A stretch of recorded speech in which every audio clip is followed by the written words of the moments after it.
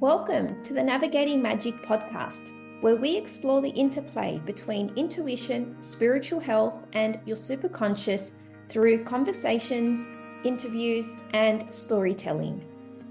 Natasha teaches you how to generate change through your attention to energies, truths, and processes that are invisible to others. Together, we will explore the interplay between alchemy, astrology, and theurgy. I'm your host, Natasha Andreo.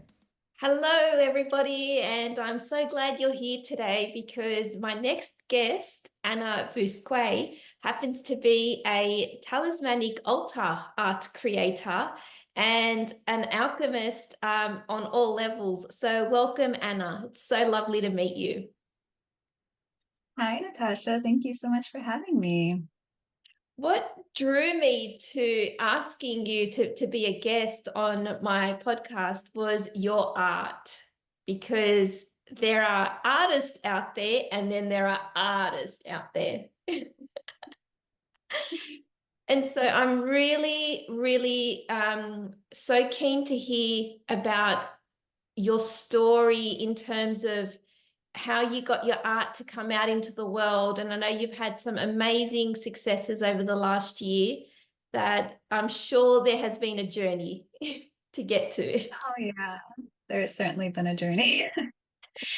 Well, yeah, when I started dabbling in art, really, it's been my whole life, but in a more meaningful way, as a teenager, and I actually was developing a really strong relationship with nature. And there were certain trees and landscapes and rivers and lakes that were really really impactful in shaping me into who I was becoming. And I just felt a lot of safety and security in these spaces. And I felt like I felt like I really belonged with these elements. And so I actually started creating art that reflected this connection that I was feeling. That was a very primal connection that I wasn't really observing my peers or people around me really having. It felt very unique and just really special. And so, yeah, I would, go to the forest and have an incredible experience that just touched me on a spiritual level, and then I'd go home and draw it. That's And that is so thought-provoking, because too many, I think, well, for me at least, I wish I had more time to do that. And so it just seems like you've been able to harness this from a very early age. And so it's just now become a part of your nature. exactly, that is exactly right. When you're a teenager, you actually have a lot of time, even though you're exhausted from school and you're just like, going crazy with hormones and everything. Um, yeah, I found it to be one of the most important things in my life was to cultivate this relationship and see all the magic that it was just waiting to share with me. And it really just became even more meaningful as I brought it into my artistic work.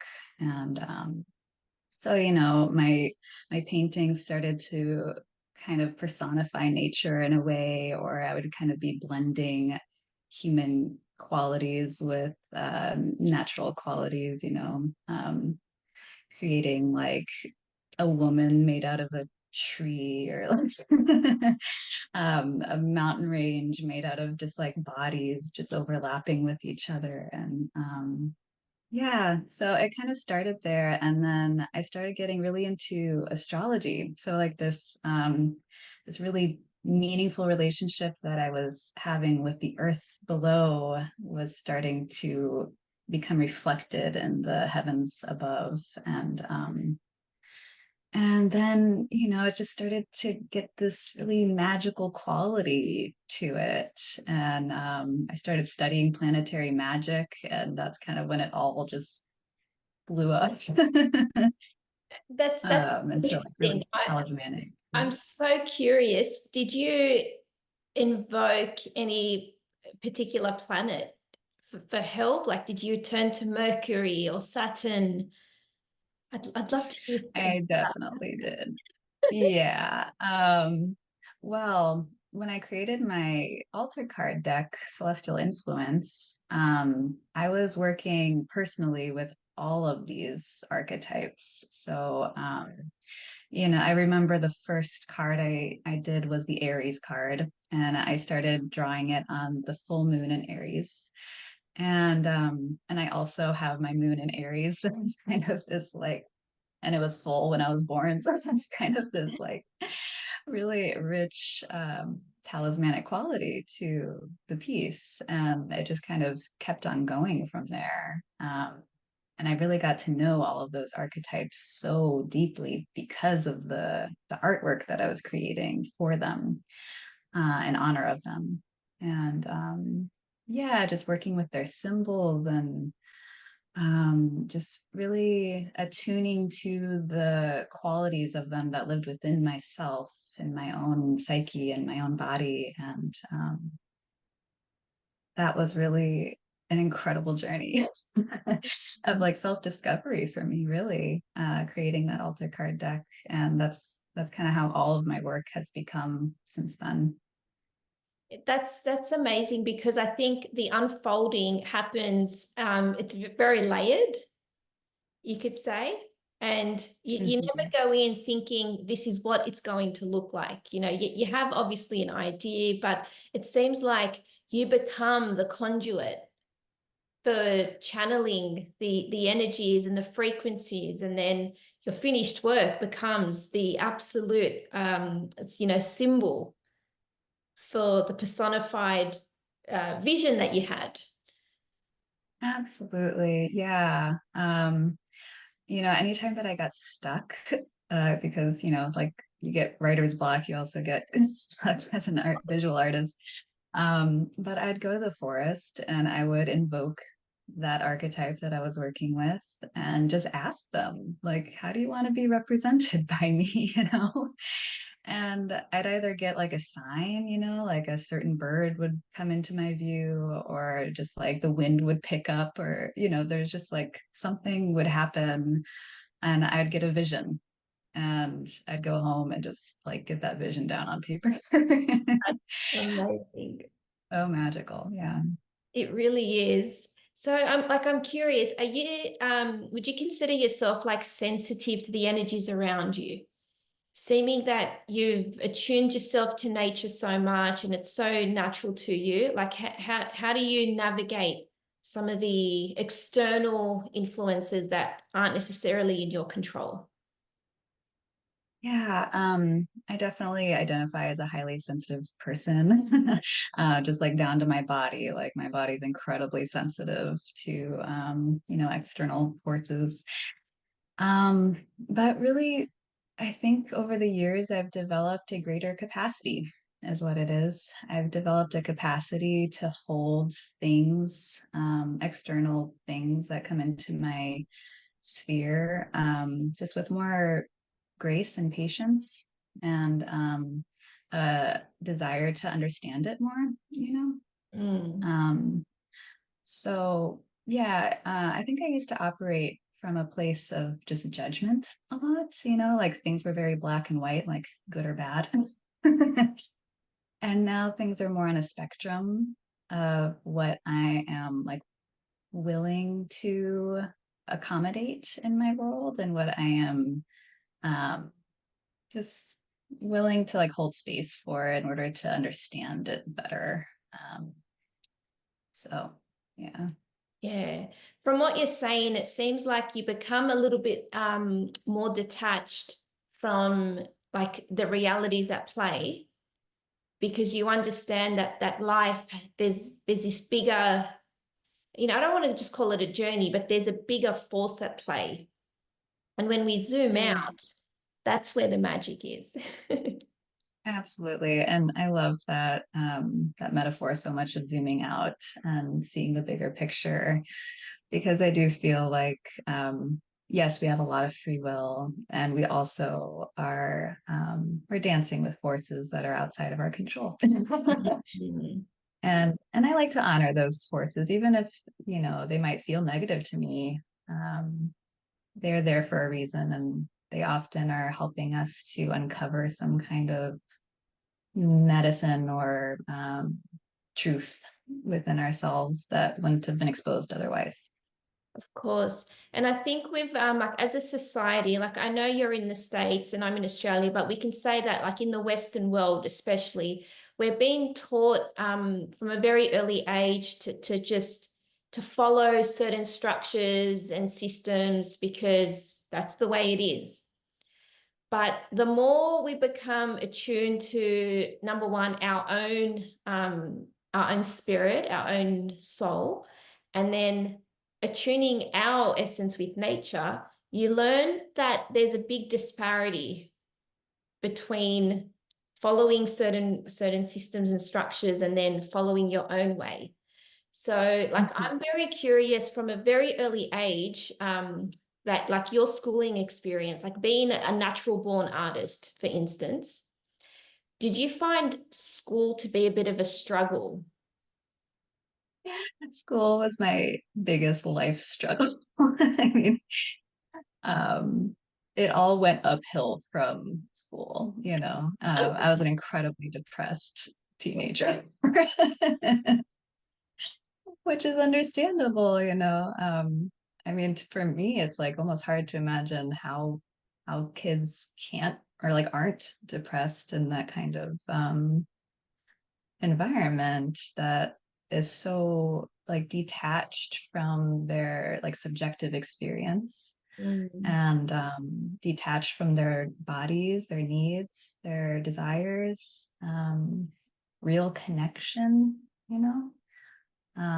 Yeah, I always just felt like a number when I was in school, and it was just heartbreaking to me every day. I know exactly what you mean. Like I'm a high school teacher. Well, I was a high school teacher. I Oh, no longer stay in something that didn't resonate with my values and my truth.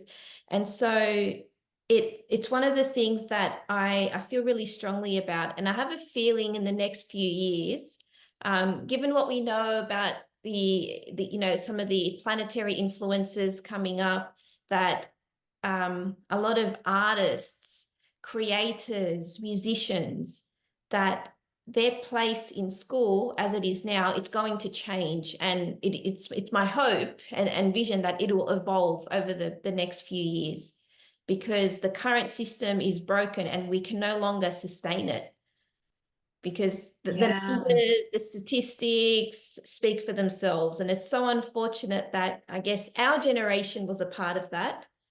But, you know, the only way out of it is to get through it. Absolutely. And we can learn from those experiences. Like I'm sure that you as a high school teacher were not like a lot of the teachers that you had in high school, right? You're probably much more attuned to each of your students' needs and their gifts and wanting to help them to evolve those gifts. And you know, that just like wasn't my experience, except for maybe a couple of teachers in my whole school experience. Um, but yeah, you know, in terms of the system kind of crumbling, astrologically, that's exactly what's happening, especially with Pluto moving into Aquarius. There's like a whole new era that's coming, and it's all about developing more humanity, right, in our everyday life. How can we be more human and support each other's unique humanity and just develop systems that are actually sustainable and aren't just tied to this linear trajectory um, trajectory. So Yeah. What I love about like what you said earlier was, you know, you mentioned school wasn't necessarily, you know, one of the best things. You did learn from it, but you mentioned something specifically where you said, my life went uphill after school. So it's almost like you Mhm. became this beautiful, you blossomed obviously in terms of your creative spirit, allowing to feel like you can be more you instead of feeling like that so-called number. Absolutely. It was like I felt like a number, but I also felt like the biggest outcast. That was just weird, compared to everybody around me. And it's not that I didn't have friends, it was just that I was just operating on a completely different level than everybody else. And so obviously that creates feelings of alienation too. And that's heartbreaking. Like nobody wants to feel like an exile, but that's kind of how it goes when you're operating on that different level. And that's the other thing about stepping into this new Aquarian age, actually, is that I think that we all are developing more of an understanding of our own inner exiles and how we can honor them and honor the inner exile of people around us, without shaming and without judging so hard. Yeah, there's just going to be much more space for understanding people's nuances and, the little details that make them into the beautiful, unique people that they are. Of course. And it almost seems like if you don't get, if you're not keeping up with this new frequency, with this new way of moving forward, you're going to not only just get left behind, but you're going to feel the ramifications of it hard and fast. Pluto doesn't Mhm. muck around. Yeah. Yeah. I can definitely see the first several years of this new era. Um, I can see a lot of people that are in power, for example, grasping for their power really, really strongly. And there's going to be some destruction that comes with this new age we're stepping into. And that's kind of the role of Pluto, is to alchemize. Yeah. I think Right. I know I'm personally looking forward to this. I've had Pluto in the fourth house for the last 15 years, so I'm ready for some movement there. Yeah, you are. Oh, yeah. Have Mhm. you had Pluto impact any of your personal planets in the last few years? Well, the last few years, not necessarily. I've really just got a transpersonal planet in Capricorn, and I don't feel like that connection is super strong on a personal level. And it's going to be similar this year, actually, but Pluto's moving into my third house in Aquarius of, communication. And I already feel the effects of that. I feel this huge opening, actually, in my ability to communicate my thoughts and feelings and ideas with the world, Yeah. which is really excellent. And yeah, this podcast is actually a perfect example of that. Well, I'm so I've glad been on to podcasts before, but yeah. be on the brink of that. So that means you're a Sag rising. Yeah. Yeah. Yep. I can really see with your art, I guess it's obviously art is admirable. You admire it and you appreciate it, and it's very much subjective. But what I have noticed about like the art that I've seen through your Instagram page, for instance, and your emails, that you're, I guess it's interesting. You're there to teach along with presenting art. Yeah, it's such an important thing to me, actually. I'm as much a visual artist as I am a writer. And I just feel like they are inextricably linked in my mind. They have to go together. Like the images are obviously incredibly powerful and can be interpreted in any way, which is beautiful. And I also like to just add in, more of the symbolic breakdown and the experience of creating them and what I was moving through while creating them, because that's what makes them talismanic. And I think it helps people relate to them even more. I think that we're all we're all very connected in this web, and what I'm experiencing, I just feel like it can be, it's shared by many other people, even if it doesn't look exactly the same, general themes are being shared. Mm, so fascinating. Talk to me about your journey in terms of the big breakthrough that you had with getting your art, because obviously, like I've been learning alchemy for the last 2 years, and I can't remember who said it, but some I'll have to think of it, but they basically said that all art is useless. And at an initial take, like you can see your reaction, it's like, what do you mean that's useless? Obviously, there's a purpose to it. But when you're creating your art, you're not creating it thinking, I'm going to do X, Y, Z with it, and this is what's going to happen. And you're not creating the journey that the art will go on. You're creating the art because, like I said earlier, like you become the conduit, and then the energies start to speak through you, and then your creativity brings that to life when you're in the moment. Mhm. But Sure.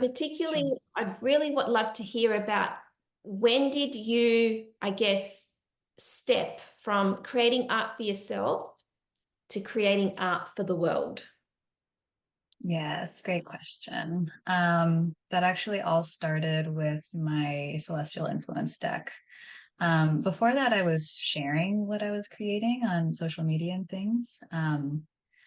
But it wasn't until I started doing planetary magic that, I mean, I personally wanted visuals on my altar while I was, in ritual, and to honor certain transits and aspects that were happening that were influencing me in my life.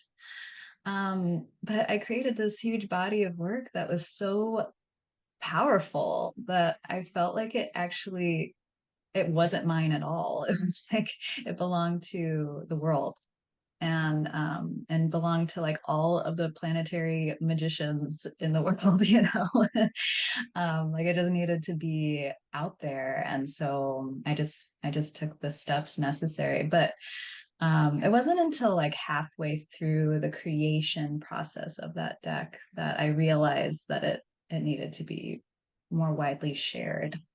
Mm. So it did start off for me, but it ended like not for me at all. That's beautiful. And what sort of response have you had from, whether it be people you know, or even like strangers, like strangers like me, responding to your art? How does that feel? From because you seem to be very humble in your manner. You're very like I'm gonna say you're very feminine and receptive.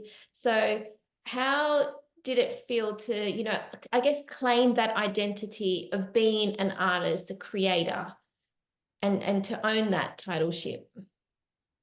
Yeah, it was definitely a little journey for me. It was out of my comfort zone, let's say, to actually kind of be almost in the spotlight.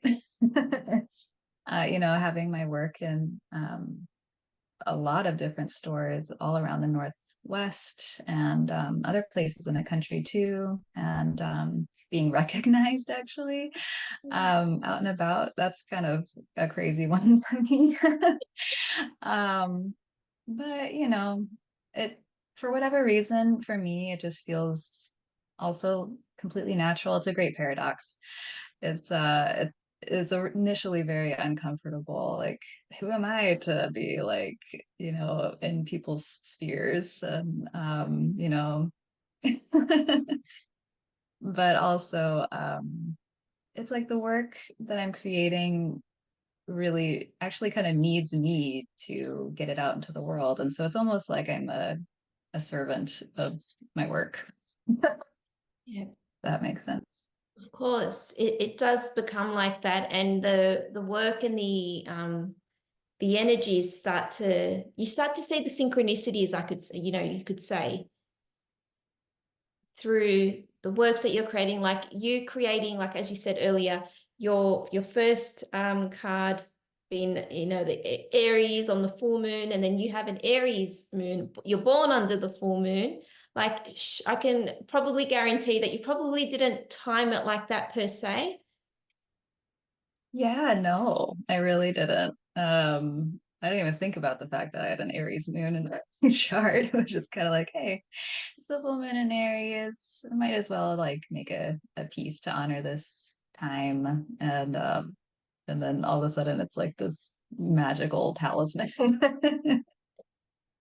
Yeah. Which of your cards is your favorite, and why? You know, it's like a mother having a favorite child or your favorite pet. You're not supposed to, but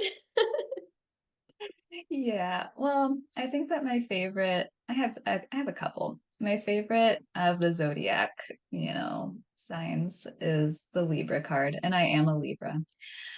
But I think it's my favorite because I wove in some like Egyptian myth into it, which is the goddess Maat with her scales and the heart on one side and the feather on the other side. Something about that image just like really hits home for me. And I am fascinated with Egyptian mythology and thoughts about the afterlife and what that means. And yeah, something about that card was very, it's sensual too. This figure is wearing like a red robe and she's kneeling before an altar with this like scale coming out of her head. It's like she's like reaching the heavens, yeah. Yeah, something about that card just really feels epic to me. But I also really love the sun card. And this actually circles back to when I was a teenager. There was this specific oak tree that I would go visit every day at sunset, and I'd climb her all the way up to like her center. And she's, probably like a 400-year-old tree or older, humongous. And and so I really associated this tree with the sun because I would be there every night at sunset and these beautiful pink rays were just like blasting me in this tree. And um yeah, I mean, those were some of the most magical moments I've ever had. And it was, very closely related to this solar component within myself. And yeah, that image is just so, it's like archetypally beautiful. It just hits home somewhere in you. And I think in everybody who ever comes into contact with it is like kind of struck by its power. And it's just incredibly fitting with the sun being the source of all creation, all power, all inspiration, really. So, as you're speaking, I can just imagine you like do you teach art to young children especially? I can see you doing that. I taught my stepdaughter Tara art. We used to make art together all the time. Now she's like a preteen and doesn't really want anything to do with me, but there was a time that we were creating art every day together, and she's an incredible artist. She makes some incredible stuff. She has an easel in her room, and she's just painting regularly, and it just touches me so much. Because as you're talking, like you're bringing your literal experience, your physical experience in nature, and then you're bringing that manifestation through your creativity. And I can see such a need in this world to inspire more people to get out there. And what I love is that you're using your experience to energetically bring that to life. Like there's something Mhm. so calming, so soothing, yet inviting about that experience in itself. Yeah, absolutely. Um, I have visions of teaching art more, and I'm stepping into a new phase of my business, which is teaching classes, not necessarily art classes, but all of these classes have a very creative component to them to kind of tap into that inner creator that lives within all of us. And I'm incredibly excited about that. That feels like all of the elements um, that have really touched me in my life, I'm able to kind of um, bridge them together and, you know, be of service in that way. And it feels just really, really good. It's beautiful because you're really living that Sagittarius, philosophical teacher role. You're bringing that to life, and that's really inspiring. And to see that come to life for you, it's really admirable. So amazing. That's incredible. Thank you. Good things to come. Yeah, it feels really, really good. Actually, I've never thought of myself as a teacher before, and it's still a little bit uncomfortable. You know, it's probably on par with how it felt kind of becoming more popular as an artist. But yeah, there's something there that I need to explore. It's like I'm getting several signs from the universe that I need to just start teaching what I know and help other people discover really what they already know. To just add more richness and meaning to their lives. Yeah. And I think we've all experienced those nudges, and they keep getting louder and louder until Yeah. eventually something really happens that you're almost forced into this new situation. And it is expansive and scary and exciting at the same time. Hmm. Yes, all of those things for sure. So good. I've started the new year with a new ritual on my podcast where I ask the previous guest to ask some questions for the new guest, not knowing Whoa. who they'll be.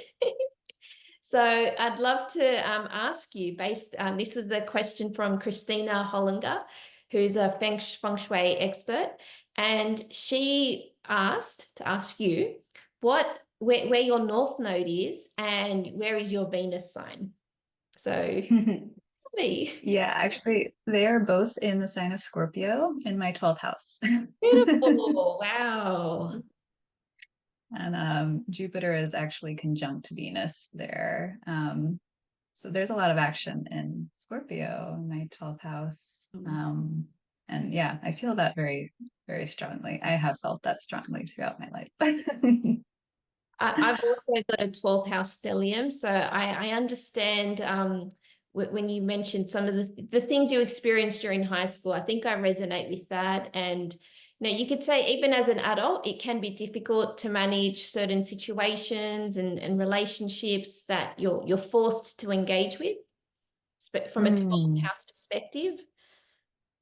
absolutely. I really value my alone time, you know, like almost more than anything. Yeah. um, Yeah, I mean, that's really where the magic happens for me is when I'm able to be kind of clear of other people's energy and just presence. And I'm able to kind of tap into something a little deeper within myself. Mm. Yeah, that's where the magic happens for sure. Of course. And what's interesting about that is, while I'm not coming from a place of judgment, but sitting on the phone or watching a TV show or watching a movie, whilst you may be alone, you're not necessarily alone, because you're still Mm. ingesting and digesting and receiving information. But it's when you're truly alone, away from technology, in your own space, I think that's where the magic happens. Yes, yes, on point for sure. So on that note, I would love, and I know I'm putting you on the spot here, but I'm pretty sure you're very capable in creating a question. Can you please ask a question for my next guest, not knowing who they'll be? Okay, let's see. Um, I guess maybe I'd ask, what is your favorite symbol right now, and what does it mean to you? That's a really good question. I love that. That's a very insightful one. It can go either way. It's That's interesting. my inner artist coming out. Um, I was supposed to interview my husband before you, but we've had to rearrange our schedule. And so if I were to ask him that question, he's a drummer. And so if I were to ask him which symbol is his favorite, he's probably going to be very literal. Oh my gosh, I love that. That would be You very can be literal. Just go for it, Of course. wherever the question takes you. Good. Now, I'd love to hear for some of our listeners, what works do you have happening at the moment? Where can they find you? Where to from here for your creative endeavor? Yeah, right. I am currently making a new altar card deck, and it is all about the alchemical process. And I actually had an incredible insight the other day as I was making a piece that I thought was unrelated. I was creating a painting to honor the goddess Inanna, who has been just like showing up in my sphere all over the place. I didn't really know why, but as soon as I started creating this piece, it was really clear to me that it actually wanted to be a part of this alchemy set. And that got my wheels turning. And I'm now feeling like I'm going to represent each step of alchemy with just kind of like the archetypal symbols, the traditional symbols, but also with a piece that correlates to a goddess, and another piece that I think correlates to like another mythological figure. I'm not really sure on that yet, but yeah, I kind of want to tie in the goddess energy with the alchemical journey, because so many of these myths are so alchemical, like Anana, for example, she literally goes through the seven gates of the underworld and comes back to heaven a more integrated being, right?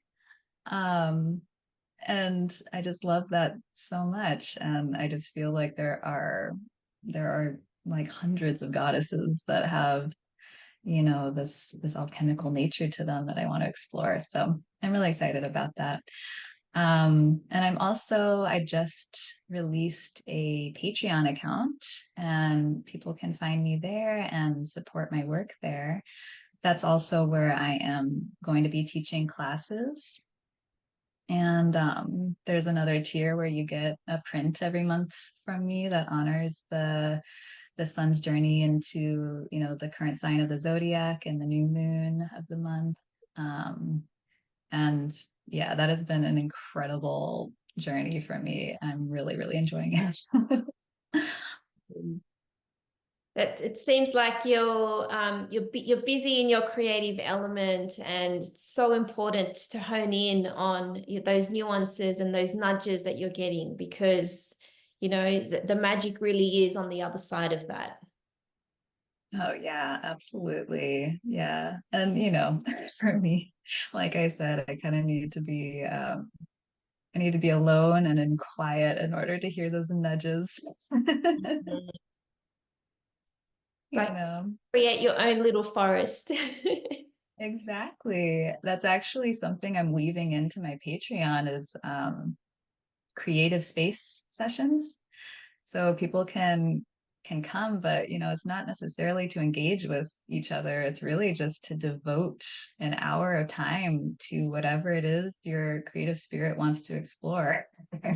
Mhm. And I know how valuable that time is. And I know that a lot of people have a really hard time not getting distracted, and really just devoting time to that.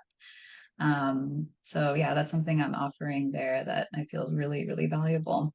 I know I could benefit from that. It's a But one of Oh, my yeah. struggles at the moment is to shut off, and I know it's so important for my own well-being, because I know that, and like you, when you recharge, you're able to serve more and give more to others, but you Oh, cannot yeah. give from an empty cup, literally. Absolutely. And something about the creative process actually gives you more energy, you know, like when you're creating, it's like you're generating more energy to create more. Yeah. And it's incredible, you know. I think that's actually how I'm able to do as much as I do. Because I shock myself sometimes with how like productive I am in my creativity. You know, it's really incredible. And it's because I give myself ample time to do that. Course. It becomes addictive on a personal note, and then from a community perspective, it becomes a little bit contagious. Like me hearing Mm. that from you, I go, well, I want a part of that, and in my own realm, from my own perspective, and in my own world. So that's it's so needed, and I guess the way forward is to go back to retreat. Yeah, exactly. I love that. Yeah. I really genuinely, Anna, thank you for your time. The listeners can find you on Instagram. Was it Anna's Breath? Yeah, Anna's Breath. I also have a website that's annasbreath.art. And you can sign up for my email list if you want to hear more from me. And like I said, I'm on Patreon also, just at Anna's Breath. Amazing. So be sure to check out Anna's work. It's going to be worth your while because it's so, like I said, so receptive, and so it'll just take you on your own inner journey to what each process and each element and archetype means to you. So thank you, Mm. Anna, for your time and your energy, and I wish you all the best in your creative endeavors. And I'm sure we'll be hearing a lot more from you and your work. Absolutely. Thank you so much for having me. It's been really, really nice. Thank you. Wherever you're listening from, if you can give us a review and a 5-star rating, that would be so helpful in supporting this podcast. If this episode lights you up and inspires you, then please make sure that you share this podcast and make sure that you tag me on Instagram. I am beyond grateful and so blessed to call this work. It just means so much. Together, we will learn and grow. Staying anchored in your heart means staying anchored to your humanity. All my love, Natasha.